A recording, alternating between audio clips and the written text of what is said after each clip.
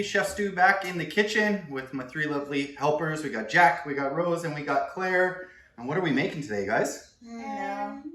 You don't even know? Yeah. What's this? We're making a roast beef. So we know everybody this year is going to be staying at home primarily, cooking smaller portions for themselves and their immediate families. So I'm going to be showing everybody how to cook roast beef. We have a sirloin tip roast, pretty affordable roast, nice and flavorful. Obviously, this is going to be dry heat, so we're going to be cooking it in the oven without liquid, so not a braising liquid involved in that. So that's called dry heat. And the first thing that we did was we took this roast out for about an hour, about 45 minutes to an hour, just at room temperature. Just going to leave it out on the counter. And the second step is, you guys are going to help me with this. Take some paper towel and you're going to dry it. That's weird. This feels weird. And then I touched it. Yeah, it's okay. We're going to wash our hands afterwards. Don't you worry. So now that we've got our hands washed and our meat's all dry, we're going to season it. And one thing I forgot to mention is we should have preheated our oven. I already did that. So we're on at 450 degrees to start. And the whole purpose behind this is we're going to create a sear on the outside. We're going to get all those flavors to stay inside and we're going to create a crust on the outside. That's the nice part. Now here's the thing. If I had a smaller roast, this is a 4-pound roast. If I had a 2-pound roast or even a 2.5-pound roast, I would sear it in a pan first and then put it in the oven.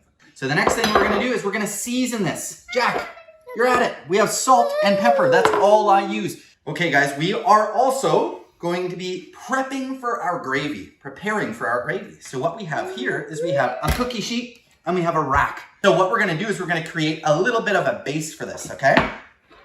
Each one of you, you're gonna toss this in. We got about 1 large carrot. This is actually 2 very, very small carrots. And you know what? I didn't peel it. They're not very good quality. Who cares? It's going into a gravy, so it doesn't matter. Didn't peel the garlic? No, I'll explain it in 1 second. And like the celery, it's got the root on there, doesn't matter at all. We're gonna actually throw all of those, everybody in here. Okay, we're gonna go into our little stainless bowl. Or I can do this. Yep. Oh yeah. And I've got about a teaspoon of just plain vegetable oil. To that, I'm gonna add a little bit of rosemary and a little bit of thyme. Doesn't have to be rosemary and thyme. You could use all kinds of things. You could use parsley stems, you could use parsnip in place of this. There's a whole bunch of different aromatics that you can use. So we're gonna quickly toss this. We're gonna quickly put this on. The vegetable oil helps it not stick to the bottom of the pan. I'm gonna stick this on top here, right on top, and then we're gonna put our beef on. Okay? Then I'm gonna wash my hands. Why are you putting the meat on top of the vegetable? That's a very good question. So what's gonna happen actually is this beef, see all that fat on top of there? When we heat that up, it's gonna melt and it's gonna go down and it's gonna be friends with all these vegetables down there. And then what it's gonna do is it's gonna serve as the basis of a gravy. We're gonna throw this into our 450 degree oven. Okay. 450, that's super hot, okay? For 15 timed minutes. We'll be back. All right, our 15-minute timer is up for our roast. Like I said, it's been roasting away at 450 degrees. We're gonna take a quick peek. Normally I wouldn't even take a peek, but for your purposes, we're going to. Nice crust on top. We're gonna lower it right down to 325 degrees. Really for the whole roast, you want about 14 minutes per pound. This is a 4-pound roast, so total time just under 1 hour. It's about 56 minutes is what we're looking at for a total time. And we're aiming for a rare.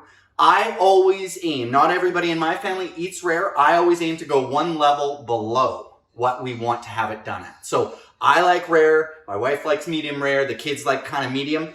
You don't want to aim for the whole thing to be medium because the center will be medium and everything outside of that is going to be medium well, and then well done. So you're actually going to end up with more of a roast that's medium well and well if you aim for medium. So I aim for rare. Majority of my roast is going to be medium rare, and then you're going to get a good assortment of medium and then a little bit more well done. So like I said, about 45 minutes, we'll be back.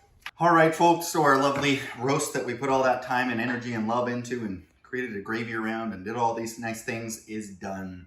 The most important thing that I did not even mention in the beginning that I feel like I need to mention now is you need to let this rest. This needs to rest for a minimum of 15 minutes. I rest it for at least 20. And in this case today, probably about 25 minutes to be honest with you. It'll retain its heat, don't worry about that. The other thing that I also didn't mention is the doneness. How do you know when to pull it out? So 125 degrees is rare. 125, you pull it out at 125. And then every doneness above that, so going up, medium rare, additional 5 degrees Fahrenheit. So 130, 135, 140, 145. and that's how you know how to pull it out.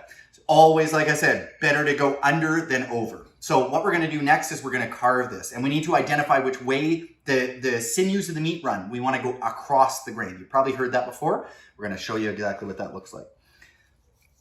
Nice sharp knife, and it goes. I use my hand, but I've been cooking a long time, and we just want to identify, and we are going across grain, so that's great.